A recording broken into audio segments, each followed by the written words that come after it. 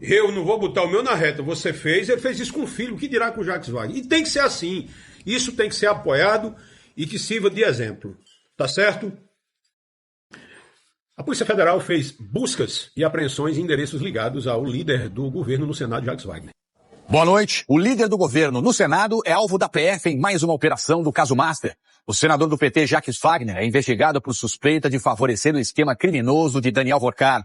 A PF aponta que, em troca, Jacques Wagner teria recebido pagamentos em dinheiro, viagens, ingressos de shows e um apartamento em Salvador.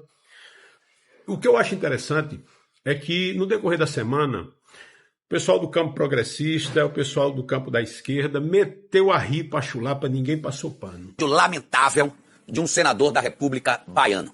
Pego com dólares e mais dólares e dinheiro, a gente vai querer saber tudo. Eu quero lembrar que no escândalo da Lava Jato houve a revelação de que os empreiteiros deram para Jacques Wagner um relógio avaliado em 20 mil dólares. Né? A gente pega os 50 mil dólares mais 30 mil euros, dá mais de 400 mil reais. É. Então, você...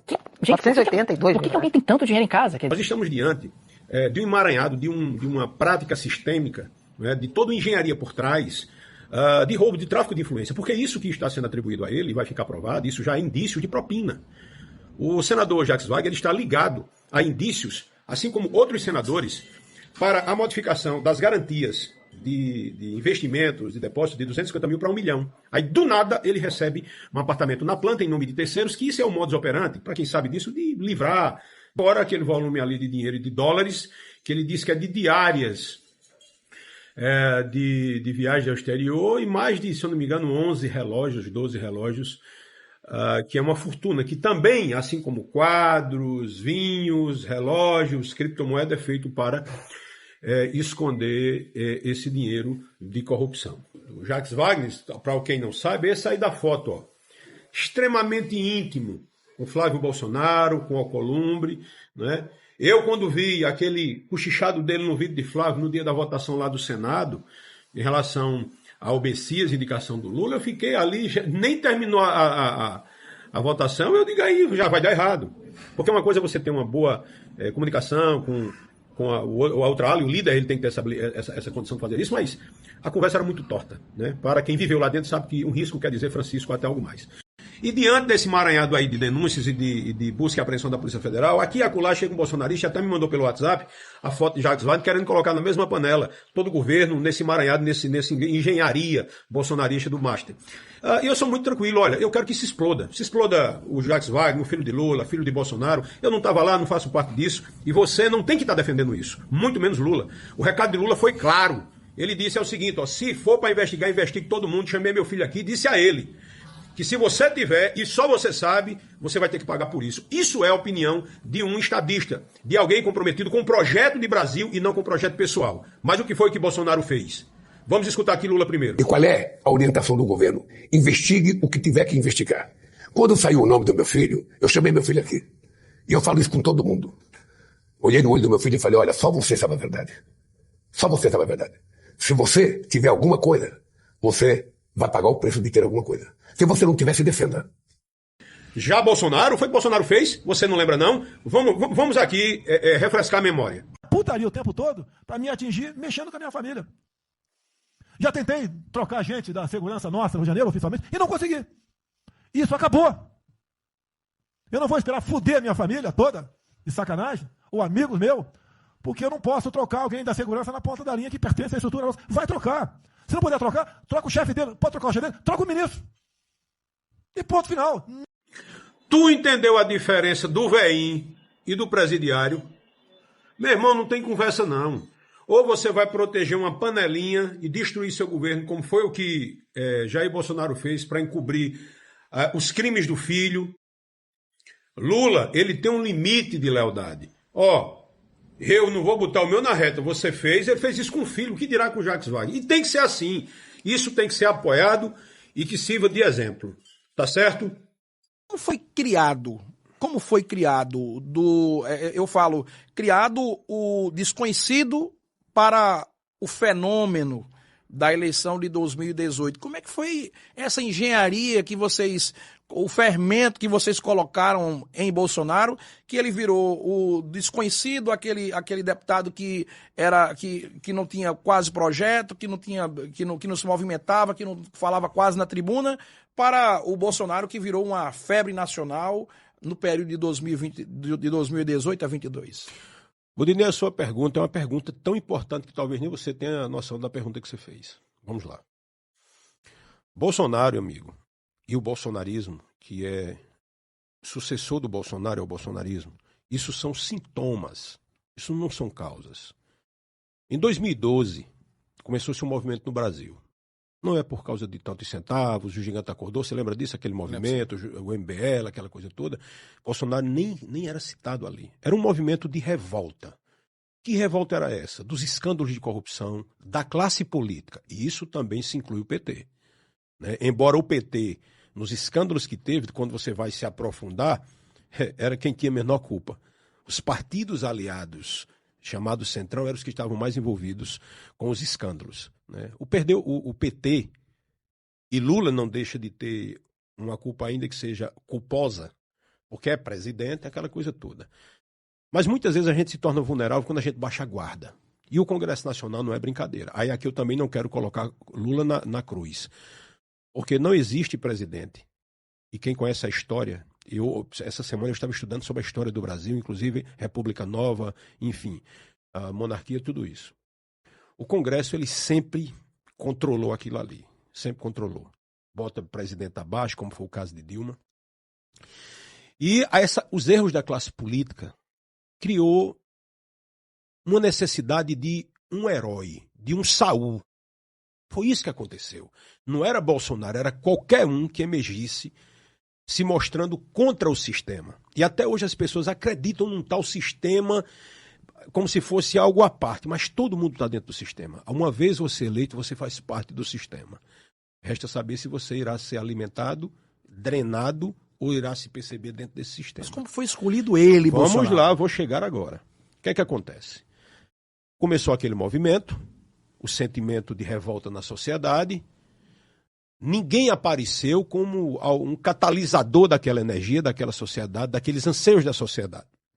Aparecia ali Magno Malta, e antes de Magno Malta, que era alguém que tinha uma projeção muito grande, inclusive até superior até a ex-presidenta Dilma, no sentido de projeção nacional com a questão da pedofilia.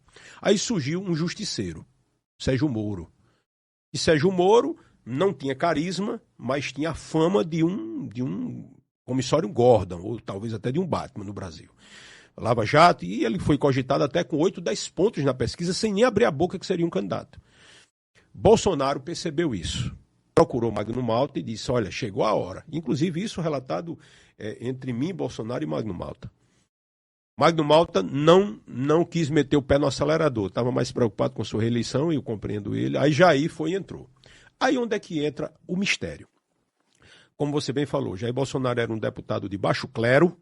O que é um baixo clero? É alguém sem relevância em decisões, em absolutamente nada positivo em Brasília. Baixo clero é isso, que inclusive o Bolsonaro inaugurou o baixo clero do baixo clero, para você ver que a gente chega já aí.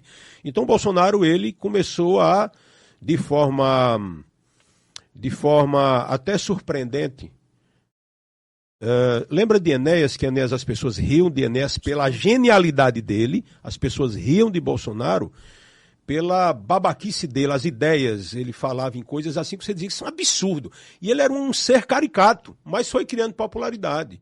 Começou a fazer sinal de arminha e cooptou, irmão, aí onde está o pulo do gato. Ele entrou no arquétipo da mente do cidadão de bem. Cidadão de bem, entre aspas, porque todo mundo é cidadão de bem até que se prova o contrário.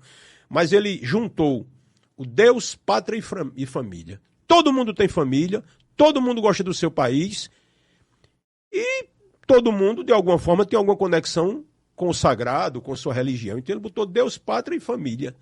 Aí, meu amigo, virou a tríade das conexões do arquétipo da consciência coletiva. Mas ninguém nunca tinha percebido que Deus, pátria e família já vinha de Mussolini na Mas Itália? não tinha, porque o povo não lê, meu irmão. Quem sabe quem é Mussolini? E não dá para comparar, porque Mussolini era um poliglota, era um camarada estudado. Mussolini é um camarada inteligente.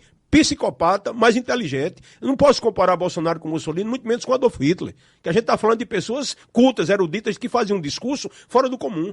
Eu não sei se você já teve a oportunidade de assistir um discurso de Hitler traduzido, eu já escutei vários, ou de Mussolini, você diz, pelo amor de Deus, o que é isso? Era uma genialidade que os generais deles diziam. Nós odiamos esses homens, mas nós odiamos Hitler. Quando a gente escuta ele, nós amamos. E Bolsonaro não. Bolsonaro, ele dizia coisas que parecia que ele estava numa montanha russa.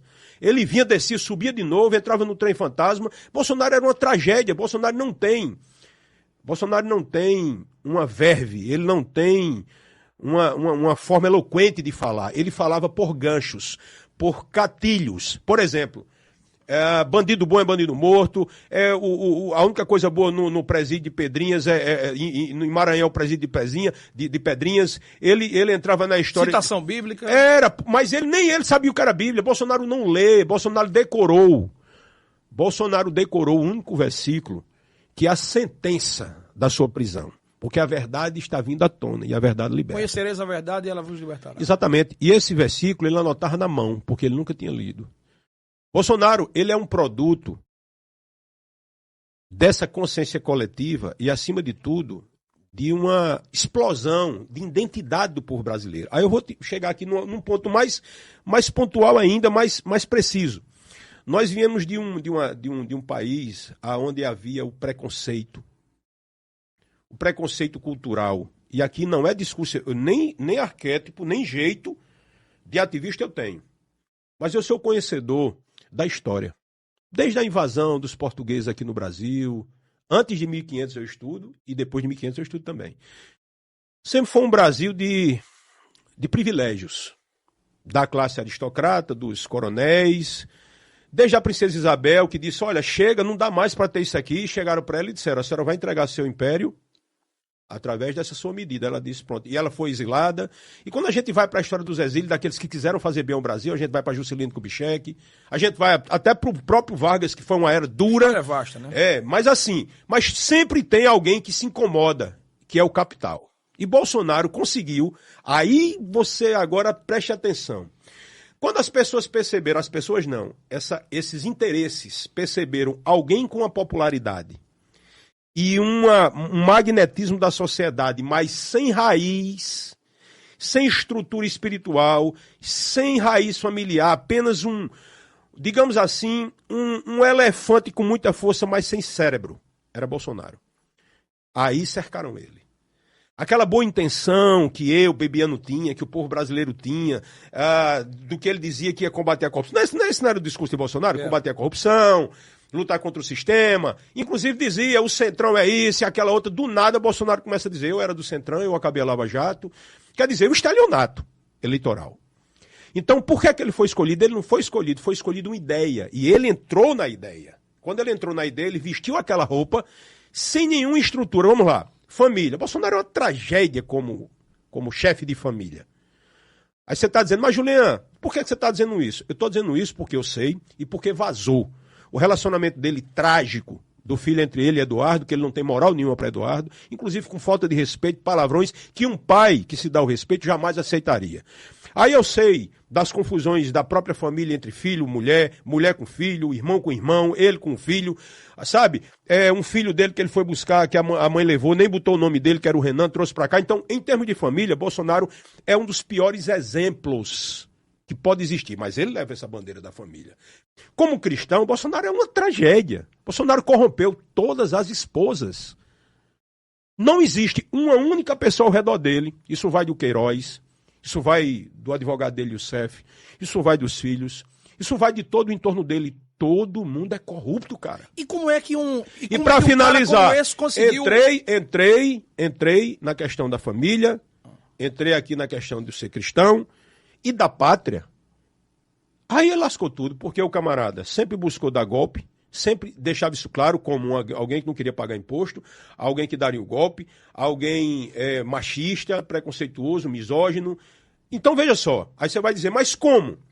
Porque as pessoas, no fundo, não gostam de Bolsonaro, se identificam com Bolsonaro. Então não é Bolsonaro. Bolsonaro, volto a dizer agora para você entender, não é a causa, é o sintoma de um povo adoecido. Como foi criado como foi criado